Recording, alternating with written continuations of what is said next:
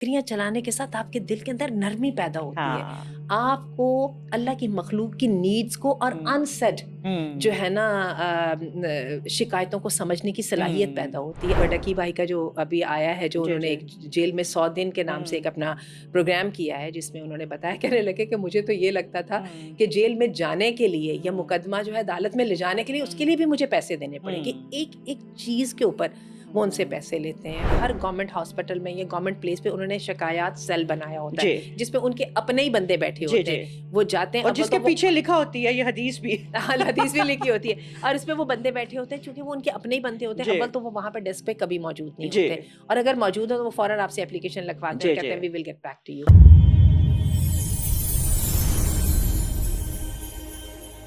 اعوذ باللہ من الشیطان الرجیم، والصلاۃ والسلام علی رسولہ الکریم۔ السلام علیکم ورحمۃ اللہ وبرکاتہ۔ ویری ویری وارم ویلکم ایوری بڈی۔ ہماری سیریز جو ہے ورک پلیس چیلنجز، اس کے اندر ہم نے آپ سے لاسٹ ٹائم وعدہ کیا تھا کہ ہم انشاءاللہ اگلی ایپیسوڈ میں آپ صلی اللہ علیہ وسلم کی سیرت سے، اپنے صحابہ کی سیرت سے انشاءاللہ آگے ہمیں کوئی جو ملتی ہیں کوئی ایک اوتھینٹک واقعات، اس کی ہم ڈسکشن کریں گے۔ اس میں ہم آپ کو کچھ واقعات ایسے بتائیں گے یا ان کا ذکر ہم مل کے انشاءاللہ ایسا کریں گے جو ہمیں بتائیں کہ اس وقت کے لوگ as an employee and as an employer کیسے تھے، اور آج ہمارے رویوں میں کتنی ڈراسٹک قسم کی تبدیلیاں آ گئی ہیں، ہماری سوچیں کس قدر بدل گئی ہیں، اور ہم اپنے کاموں کو چاہے ہم ایز این امپلائی کا ہیں یا ایز این امپلائر ہیں، ہم کتنا لائٹ بھی لیتے ہیں اور ہم ان کو کچھ کافی ساری چیزوں کو کنسیڈر نہیں کرتے۔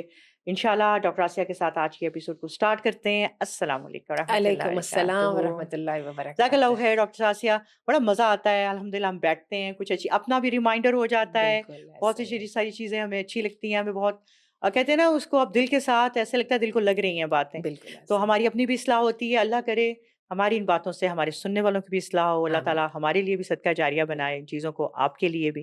آپ آمین۔ اتنا وقت نکال کے ہمارے ساتھ ہمارے پاس بیٹھتی ہیں، آپ کا بہت شکریہ۔ اللہ تعالیٰ آپ کو بھی اس خیر کے کام کے اوپر جزا بھی دے اور اس کام کو آپ کے لیے آسان بھی آمین فرمائے، یا ماشاء رب، اللہ۔ آمین یا رب۔ ڈاکٹر آسیہ انشاءاللہ آپ نے جیسے سنا، آج ہمارا پلان تھا، ہم نے لاسٹ ایپیسوڈ میں بھی کہا تھا کہ انشاءاللہ ہم اپنے نبی کی سیرت کے ساتھ دیکھیں گے۔ ہمارے نبی نے بچپن سے ایک کہتے ہیں نا ہر نبی کا ایک اللہ نے پیشہ بھی رکھا ہے، بالکل بالکل۔ ہر نبی کا پیشہ یہ تھا، ایک ہوں حدیث کے مطابق آپ صلی اللہ علیہ وسلم نے ہوں فرمایا تھا، آپ سب بکریاں چرایا کرتے تھے، ہوں تو اس کے بعد پھر آپ اپنے چچا کے ساتھ جیسے مل گئے، اور ان کے ساتھ تجارت کرنے تجارت لگے۔ کرنا شروع کر دی، تو ہم تھوڑا سا ڈسکس کرتے ہیں مل کے، کچھ مجھے انشاءاللہ یاد آتا ہے، کچھ آپ کو یاد آتا ہے، ہم دونوں اس چیز کو لے کے ساتھ ساتھ چلتے ہیں۔ کچھ واقعات ایسے ڈسکس کرتے ہیں ڈاکٹر آسیہ کے جو کہ ہمارے نبی کی سیرت سے ہمارے ایمان کو اجاگر کریں آمین۔ کہ کیا جو ہے نا ایک نمونہ ہے ہمارے لیے، بینگ این امپلائی اور بینگ اور این امپلائر۔ الحمد للہ رب العالمین والصلاۃ والسلام علی سید الانبیاء والمرسلین۔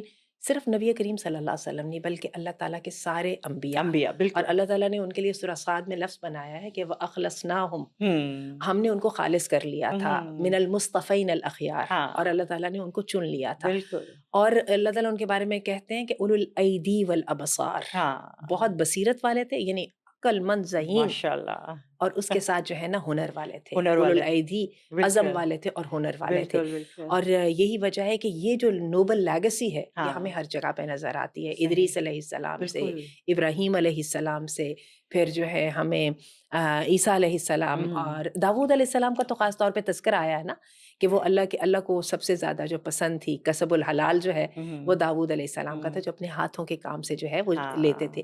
اچھا، یہ جو ہاتھوں کا ہنر ہے نا، جی جی اس کی پہلے نہیں ہمیں سمجھ آتی تھی، ہم تو سارے کے سارے وائٹ کالر جاب کے پیچھے بھاگتے ہاں ہیں نا، کسی بالکل آفس میں کلرک کی بھرتی ہو جائے، ہمیں صحیح کرنا بات، کرانا کچھ نہ پڑے، بس بالکل ڈیٹا کلیکشن، ڈیٹا سیٹنگ، صحیح اور بات جو ہے۔ ہے نا ان کاموں کے اندر ہم کرسی ہاں میز کے اوپر بیٹھ کے بلکہ کام آج کرتے رہے۔ آڈ سمجھنے لگ جاتے ہیں، اگر ہاتھوں کا کوئی کام ایگزیکٹلی۔ ہے تو اس کو آڈ میں سمجھا جاتا ہے۔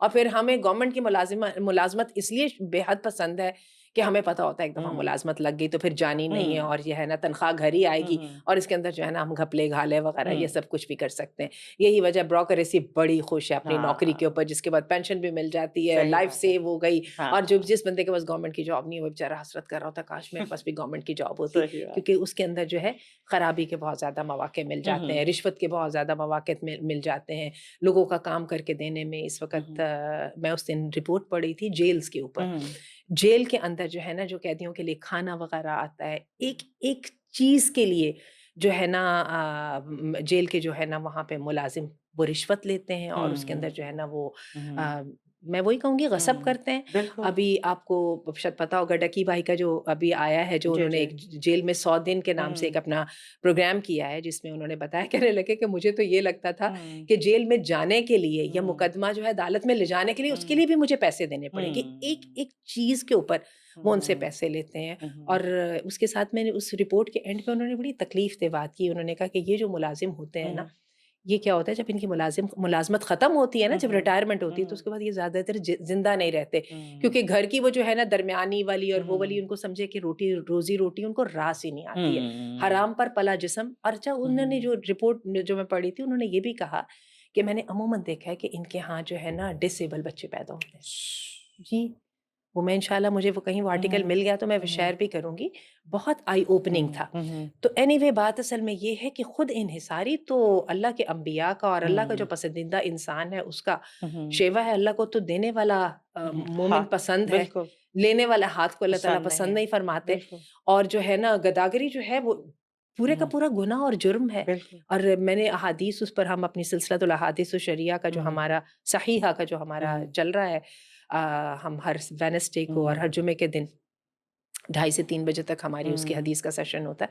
اس کے اندر ہم نے کئی حدیثیں پڑھی پوری اس کے ساتھ ترتیب کے ساتھ کہ جس بندے کے پاس ایک دن کا کھانا ہو. اور وہ سارے کے سارا صحابہ کرام نے اور جو حدیث کی شرح لکھنے والے تھے انہوں نے بتایا کہ 24 گھنٹے کا اس کے لیے مانگنا جائز نہیں ہے. اور کیا ہے کہ کیا اتنی جو ہے نا گداگری کی اور دوسروں پہ ڈپینڈنٹ ہونے کی اتنی مذمت ہے جس کی حد نہیں.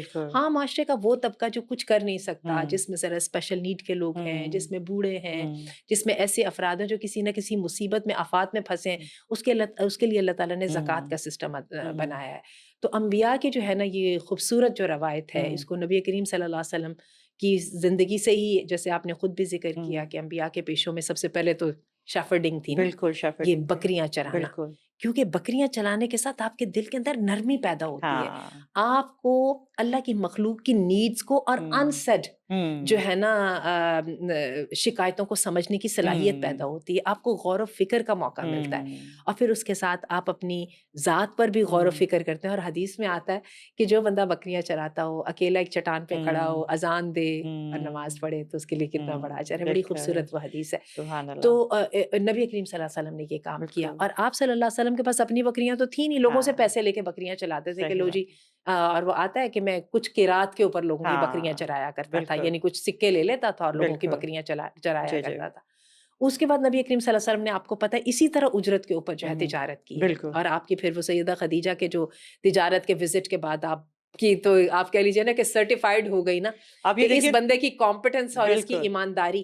تو اس نے ان کے جو آگے سے غلام نے آگے ان کو جو تفصیل بتائی وہ آپ وہ پورا دیکھیے کہ میں نے آج تک نہ بات کرنے کا طریقہ, نہ ڈیلنگ ایسی کسی کی دیکھی, نہ ایسی آنیسٹی دیکھی.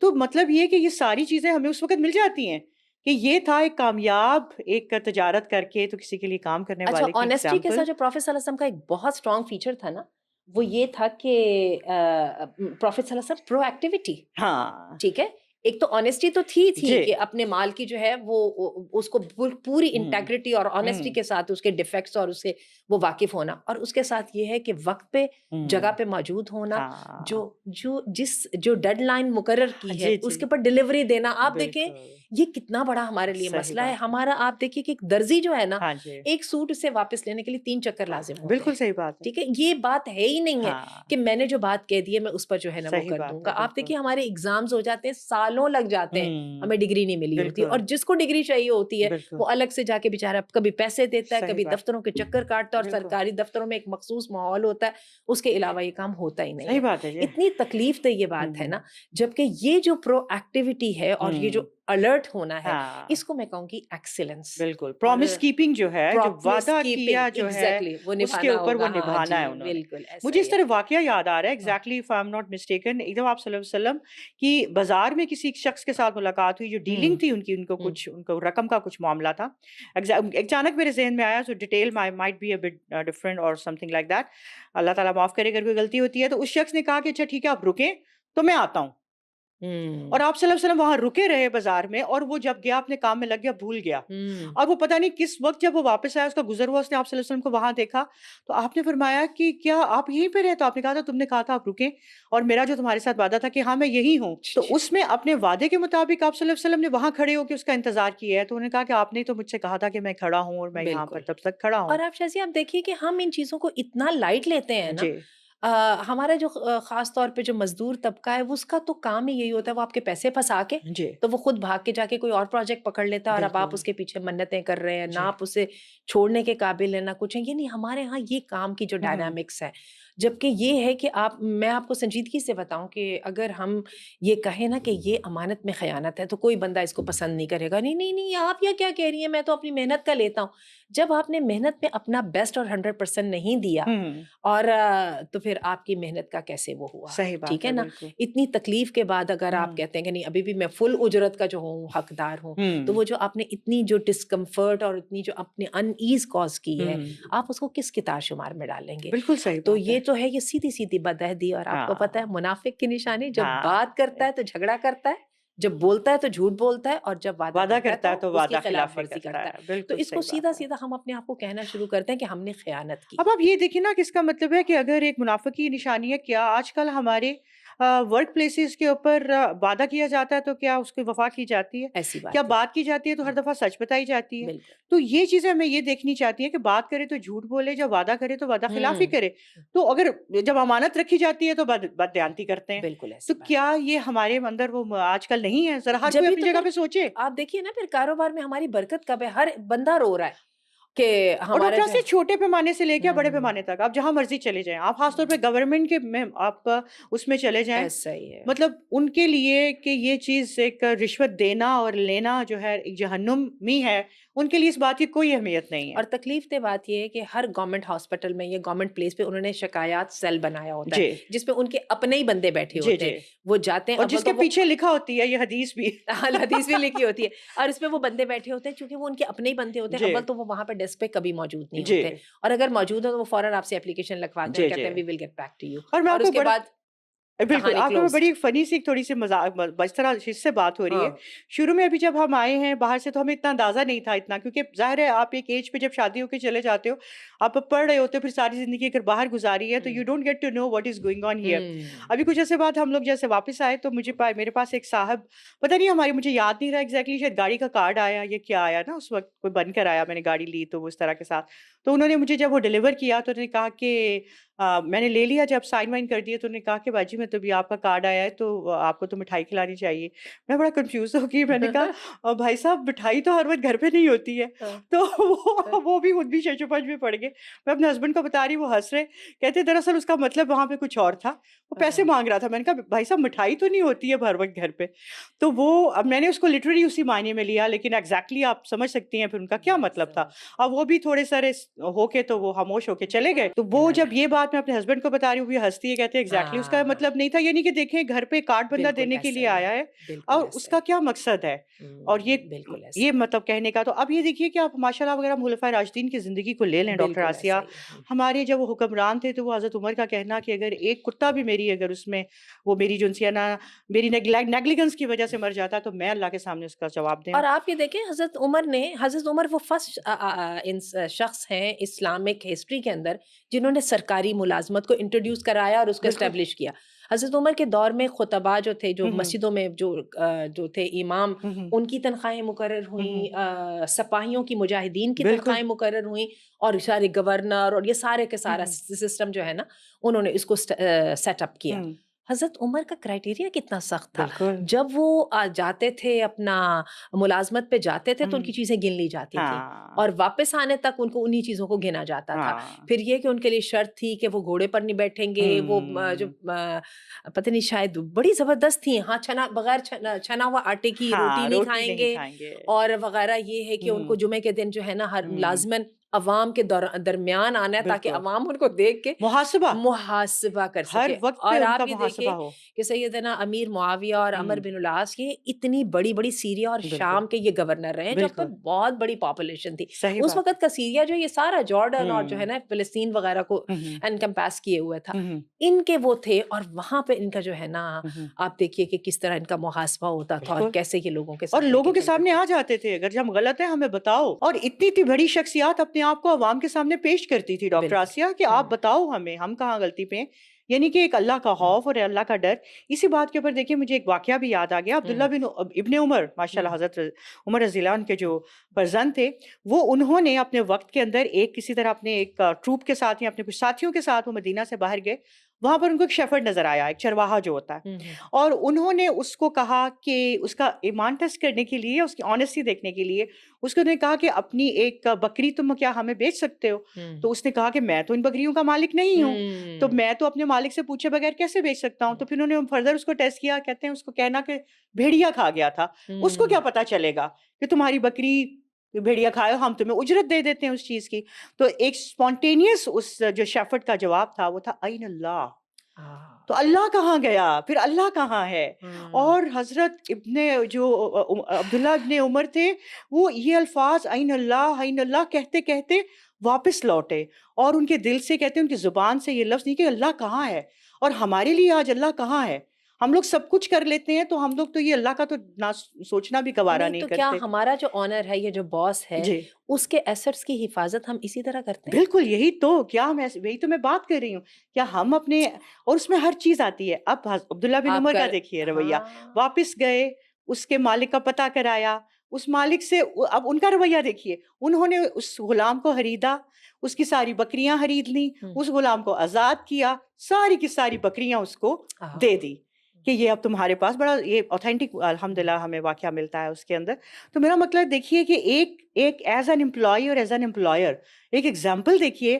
آج ہمارے جس جگہ پہ ہم کام کر رہے ہوتے ہیں ہر چیز جو ہماری امانت ہے ہمارے پاس اس جگہ کی تو کیا ہماری اتنی آنیسٹی ہوتی ہے. وقت لے لیں اپنی انٹرنیٹ کا مس یوز بالکل الیکٹریسٹی کا مس مس یوز یوز بالکل جو ہے ان کی جو ہے ایسٹس جو ایسٹس ہیں اسٹیشنری لے لیں مطلب کچھ بھی لے لیں آپ اس کا اور ہر ہم چیز کا مس یوز. صرف ہم وہ اس چیز کی ذمہ داری لیتی ہے جس کی کاغذوں میں ریکارڈ ہاں آتا ہے. جی یعنی ہم بالکل اللہ سے تو نہیں ڈرے نا. وہ عین اللہ والی جو بالکل بات عین ہے. اللہ. اور آپ اس کو نے کہا دیکھیے وہ حضرت عمر کے زمانے میں نا وہ اس بچی کا واقعہ ہے نا جس کو اس کی ماں نے کہا تھا پانی ملا دو اور حضرت عمر اتنے ہاں متاثر ہوئے کہ حضرت عمر بالکل نے اس لڑکی کا رشتہ لے لیا تھا. بالکل کیونکہ بات یہ ہوتی ہے کہ ایمانداری جو ہے نا آپ کی جو وہ آپ کے ہاں ایمان تقوی کے بالکل. ساتھ اس نے کہا کہ خلیفہ نے منع کیا ہے کہ تم پانی نہیں ڈال سکتے تو اس نے کہا کہ خلیفہ تو نہیں ہے موجود ادھر. تو اس نے کہا اچھا اللہ شازیہ تو ہے. ایک اور بھی بہت امپورٹنٹ آسپیکٹ ہے جی نوکری کرنے کا اور وہ پتہ ہے کیا ہے.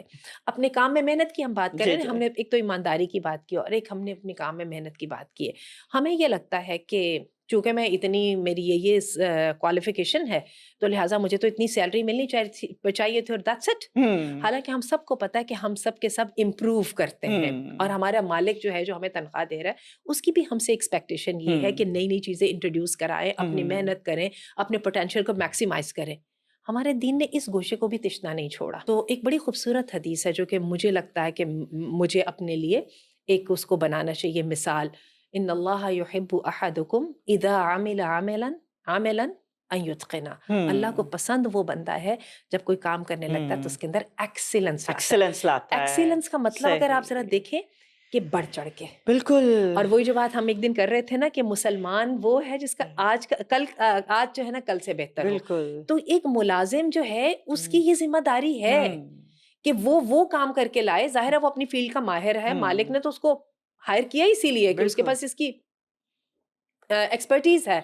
تو کیا ہے کہ یہ اس کا کام ہے کہ وہ مالک کو بتائے کہ یہاں پہ یہ ہو سکتا ہے تمہارا پیسہ یہاں پہ بچ سکتا ہے تمہاری پروڈکشن یہاں پہ امپروو ہو سکتی ہے. اور اس چیز کو اللہ تعالیٰ نے ایمان کے ساتھ اور تقویٰ کے ساتھ جوڑا ہے کوئی انسینٹیو اس سے بڑا نہیں ہے کہ اللہ راضی ہو جائے. اور رزق حلال کو جب ہم اس تناظر میں دیکھتے ہیں تو پھر ہمیں بہت ڈر آتا ہے کہ پتہ نہیں شاید رزق حلال ہے بھی یا نہیں ہے. یہ صرف اور صرف فگرز کی جنگ کا نام نہیں ہے, یہ اس کے اندر آپ کا رویہ بہت زیادہ جو ہے وہ میٹر کرتا ہے. اور اس کے بالمقابل ہمیں ایک اور جو رویہ ملتا ہے وہ کیا ملتا ہے کہ مزدور کو اجرت اس کا پسینہ خشک ہونے سے پہلے دے دی. اچھا, اگر امپلائی تمہاری خیال کرتا ہے اور اپنے آپ کو جو ہے وہ پیش کر دیتا ہے اپنے فل پوٹینشیل کے ساتھ, تو پھر تمہاری ذمہ داری کیا ہے کہ اس کی محنت ابھی کم نہ ہوئی ہو, ختم نہ ہوئی ہو, تو اس کو تم جلدی سے اجرت دے دو. بالکل. اور اگر احسان کرتے ہو, مطلب کسی کو حق سے زیادہ ادا کرتے ہو, تو وہی تو وہ محسن ہے.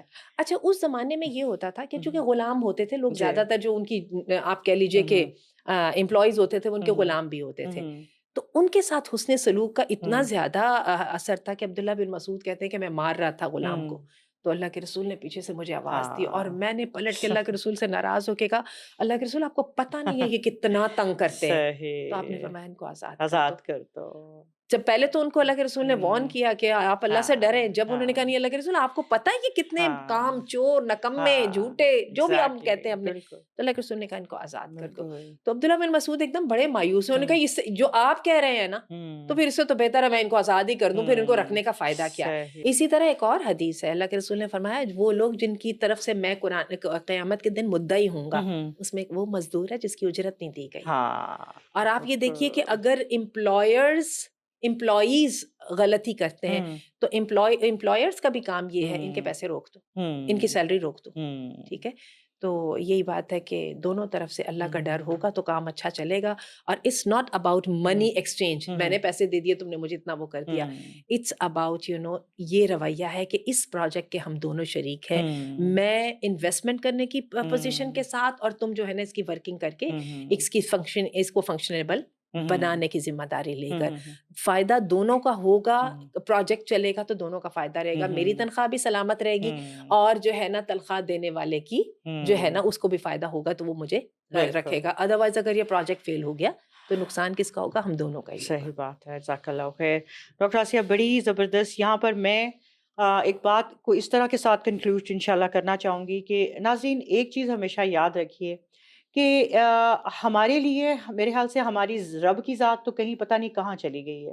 اس شیفرڈ کی اس بات کو اپنا ہر کام کرتے وقت اگر ہم اپنے ذہن میں رکھ لیں کہ جس کو حضرت عبداللہ بن عمر جو تھے وہ بار بار ریپیٹ کرتے جا رہے تھے, کچھ بھی کریں ایک دفعہ یہ ضرور زبان سے نکالیے گا, این اللہ, اللہ کہاں ہے, اللہ آپ کو دیکھ رہا ہے, اللہ آپ کو, آپ کے فرشتے آپ کے دائیں بائیں بیٹھے ہوئے لکھ رہے ہیں, اور اللہ کی ذات کی نظریں ہمارے اوپر ہیں ہر وقت ہر لمحہ.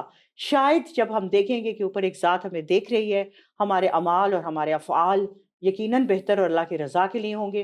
اور یقین جانیے اگر ہمارے اعمال اور ہمارے سارے کام اور ہماری جو ارننگز ہے وہ صرف ایک فار دا سیک آف اللہ, اللہ کے محبت اور ڈر کے ساتھ جب چلیں گی تو اس کی برکتیں ہم اپنی زندگی میں دیکھیں گے کہ وہ نہ ختم ہونے والی ہوں گی. صرف ایک دفعہ اللہ پہ بھروسہ کر کے پریکٹس کرنے کی ضرورت ہے.